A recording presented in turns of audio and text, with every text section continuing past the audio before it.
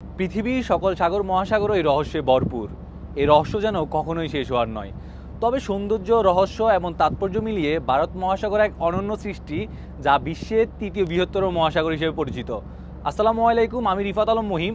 আমরা এখন আছি ভারত মহাসাগরে। আজকের ভিডিওতে আমরা জানতে চেষ্টা করব ভারত মহাসাগরের সকল জানা অজানা তথ্য। আশা করছি পুরো ভিডিওর সাথেই থাকবেন।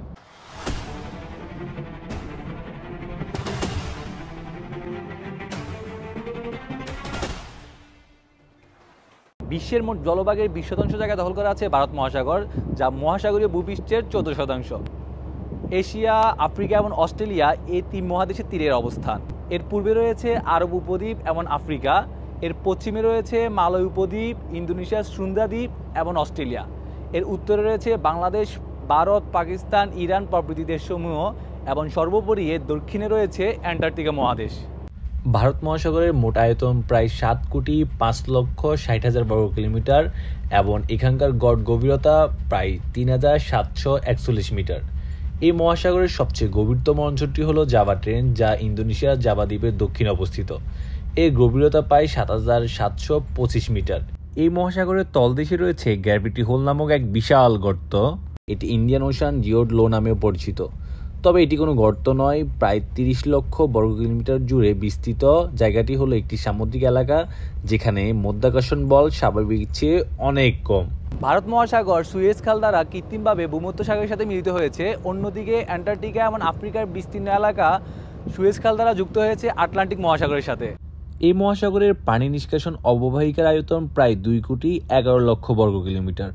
অন্তত 800-এর মতো নিষ্কাশন রয়েছে পুরো মহাসাগর জুড়ে। ভারত মহাসাগরের ইতিহাস সম্পর্কে সঠিকভাবে জানা সম্ভব নয়, তবে বিজ্ঞানীদের মতে এর অবকাঠামো গঠিত হয়েছে প্রায় 36 মিলিয়ন বছর পূর্বে। ধারণা করা হয় অতীতে যখন কয়েকটি মহাদেশ একসাথে ছিল, তাদেরকে একত্রে গন্ডোয়ানাল্যান্ড বলা হতো। মেসোজোইক এবং সেনোজোইক যুগে যখন গন্ডোয়ানাল্যান্ড ভেঙে যেতে শুরু করে, তখন থেকে ভারত মহাসাগরের উৎপত্তি হয়। ভারত মহাসাগরের নামকরণ ইতিহাস সম্পর্কে যদি বলি, প্রাচীন গ্রিক ভূগোল তথ্য অনুসারে গ্রিকরা এই মহাসাগরকে এরিথ্রিয়ানা নামে ডাকত। তবে সেই সময় অনেকের কাছে এটি পশ্চিম মহাসাগর হিসেবে পরিচিত ছিল। 1500 শতাব্দীতে যখন চীনারা এই মহাসাগরে বিচরণ করা শুরু করে, তখন তাদের কাছে এই মহাসাগর পূর্ব মহাসাগর হিসেবে পরিচিত ছিল।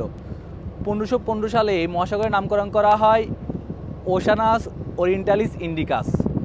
তবে প্রাচীন ভারতীয়দের কাছে এটি সিন্ধু মহাসাগর বা সিন্ধুর বিশাল সমুদ্র হিসেবেও পরিচিত ছিল।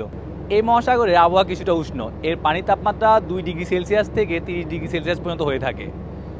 আরব উপসাগর, দক্ষিণ পশ্চিম অস্ট্রেলিয়া এবং দক্ষিণ আফ্রিকার বিস্তীর্ণ এলাকায় এর পানির লবণাক্ততা অনেক বেশি। তবে বঙ্গোপসাগর এবং এর আশেপাশে এরিয়ায় এর পানির লবণাক্ততা কিছুটা কম। পৃথিবীর সকল মহাসাগরের পানি একদিকে প্রবাহিত হয়, তবে ভারত মহাসাগরের পানি বছরে 2 বার 2 দিকে প্রবাহিত হয়।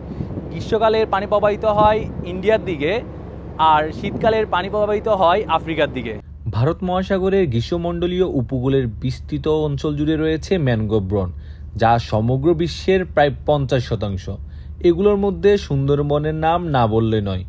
এই বনাঞ্চলগুলো মহাসাগরীয় অঞ্চলগুলো তাপমাত্রা নিয়ন্ত্রণে বিশেষ ভূমিকা পালন করে। এই মহাসাগরের গড় উষ্ণতা অন্যান্য মহাসাগরের তুলনায় বেশি হয়। এই মহাসাগর থেকে ভারী বাতাস, সাইক্লোন এবং সুনামির মতো বড় ধরনের প্রাকৃতিক দুর্যোগের উৎপত্তি ঘটে। যেমন 2004 সালের 26শে ডিসেম্বর এই মহাসাগরের উৎপত্তি ঘটে এক বিধ্বংসী সুনামির। এই সুনামিটি এতটাই ভয়ঙ্কর ছিল যে এর উপকূল এরিয়াগুলো প্রায় 30 মিটার সুউচ্চ ঢেউয়ে প্লাবিত হয়েছিল, যার ফলে প্রায় 18টি দেশের 2,80,000 মানুষ প্রাণ হারায়। এই জন্য এই ভারত মহাসাগরকে ভয়ঙ্কর মহাসাগরও বলা হয়। ভারত মহাসাগরের দুটি বৃহত্তর দ্বীপ হলো শ্রীলঙ্কা এবং মাদাগাস্কার। তাছাড়াও মালদ্বীপ এবং কমোরোসের মতো দ্বীপরাষ্ট্র রয়েছে, যা মূল ভূখণ্ড থেকে বিচ্ছিন্ন। বাণিজ্য ক্ষেত্রে ভারত মহাসাগরের গুরুত্ব অনস্বীকার্য। বর্তমানে মহাসাগরটি মধ্যপ্রাচ্য, আফ্রিকা এবং দক্ষিণ পূর্ব এশিয়ার সাথে সংযোগকারী একটি প্রধান বাণিজ্য রুট হিসেবে পরিচিত। এই সাগরের মাধ্যমে বিশ্বের বেশিরভাগ তেল এবং প্রাকৃতিক গ্যাস সরবরাহ করা হয়, যা পারস্য উপসাগর থেকে এশিয়া এবং ইউরোপের তেল সরবরাহ করে থাকে। ভারত মহাসাগরের চেক পয়েন্টগুলোর মধ্য দিয়ে বিশ্ব সমুদ্র সীমায় প্রায় 80% তেল পরিবহন বাণিজ্য সম্পূর্ণ হয়। এই রুটে প্রতিদিন আনুমানিক 17 মিলিয়ন ব্যারেল তেল পরিবহন করা হয়, যা অর্থনীতিতে অনেক বড় ভূমিকা রাখে। ভারত মহাসাগরের প্রধান 3টি বাহু হিসেবে পরিচিত সাগরগুলো হলো আরব সাগর, বঙ্গোপসাগর এবং আন্দামান সাগর। অন্যান্য মহাসাগরের মতো এই মহাসাগরেরও একাধিক প্রণালী রয়েছে, যেমন মালাক্কা প্রণালী, হরমুজ প্রণালী, সুন্দর প্রণালী, লম্বক প্রণালী ইত্যাদি। আটলান্টিক এবং প্রশান্ত মহাসাগরকে ছাড়িয়ে দিন দিন গুরুত্বপূর্ণ হয়ে উঠেছে ভারত মহাসাগর। বিশেষজ্ঞদের মতে 2050 সালের মধ্যে বিশ্ব অর্থনীতির প্রধান দুই চালিকা শক্তি হতে চলেছে ভারত এবং চীন। বর্তমানে ভারত সাগরে চীনের এই প্রভাব ভারতের জন্য উদ্বেগের কারণ হয়ে দাঁড়িয়েছে। চীন এই অঞ্চলে তাদের নৌবাহিনী এবং পরিকাঠামোর বিনিয়োগ বাড়িয়েছে। এরই মধ্যে তারা শ্রীলঙ্কা, পাকিস্তান এবং মালদ্বীপের মতো দেশের সাথে বন্দর প্রকল্প এবং সামরিক চুক্তি সম্পন্ন করেছে। যেমন বর্তমানে মালদ্বীপের নতুন প্রেসিডেন্ট চীনের সাথে সম্পর্ক আরও দৃঢ় করেছে এবং সামরিক সহযোগিতার জন্য একটি সমঝোতা স্মারকও স্বাক্ষর করেছে। তবে ভারত মহাসাগরে চীনের প্রভাবকে মোকাবেলা করতে ভারতও পিছিয়ে নেই। তারা তাদের নৌবাহিনীকে শক্তিশালী করতে যুক্তরাষ্ট্র, জাপান এবং অস্ট্রেলিয়ার সাথে মিলিত হয়ে কোয়াড গঠন করেছে, যারা এই অঞ্চলে চীনের প্রভাব মোকাবেলা করতে কাজ করছে। ভারত এবং চীনের এই কৌশলগত প্রতিযোগিতা তাদের ভূরাজনৈতিক প্রতিদ্বন্দ্বিতার গুরুত্বপূর্ণ অংশ হয়ে দাঁড়িয়েছে। প্রত্যেকে এই অঞ্চলে তাদের স্বার্থ এবং প্রভাব বিস্তার করতে যাচ্ছে। ফলে নানামুখী শক্তির অবস্থানের কারণে পরোক্ষভাবে ভারত মহাসাগর রণক্ষেত্রে পরিণত হয়েছে। এছাড়াও ভারত মহাসাগরে বেশ কয়েকবার পারমাণবিক বোমার পরীক্ষা চালানো হয়েছে, যা এই অঞ্চলে মারাত্মকভাবে প্রভাবিত করেছে। কিন্তু দুঃখের বিষয় হচ্ছে, কৌশলজড়িত অবস্থানের কারণে ভারত মহাসাগরের মতো গুরুত্বপূর্ণ নৌপথেও মানব পাচার এবং মাদক চোরাচালানের মতো অবৈধ এবং অনৈতিক কর্মকাণ্ড ঘটছে। এটি বাণিজ্যিক ক্ষেত্রে গুরুত্বপূর্ণ ভূমিকা পালন করায় জলদস্যুদের প্রধান লক্ষ্যে পরিণত হয়েছে।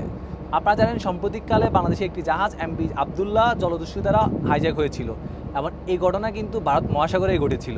মহাসাগর নিয়ে করা ভিডিওটি এখানে শেষ করছি। ভিডিওটি আপনাদের কেমন লেগেছে মতামত জানাতে ভুলবেন না। তো দেখা হবে অন্য কোনো মহাসাগরের অন্য কোনো ভিডিওতে। ততদিন পর্যন্ত সবাই ভালো থাকবেন, সুস্থ থাকবেন, নিজের যত্ন নেবেন। আরেকটা কথা, আমি সবসময় সমুদ্র রিলেটেড এই টাইপের ভিডিওগুলো করে থাকি। ভিডিওগুলো যদি আপনাদের ভালো লাগে তাহলে আমার সেলর সাইন পেজটি ফলো দিয়ে রাখতে পারেন। সবগুলো সামাজিক যোগাযোগ মাধ্যমে সেলর সাইন নামে আমাকে পেয়ে যাবেন। ভিডিওগুলো যদি আপনাদের কাছে ইনফরমেটিভ এবং হেল্পফুল মনে হয় তাহলে সবগুলো সামাজিক যোগাযোগ মাধ্যমে কানেক্টেড থাকার জন্য অনুরোধ করা হলো। ধন্যবাদ সবাইকে।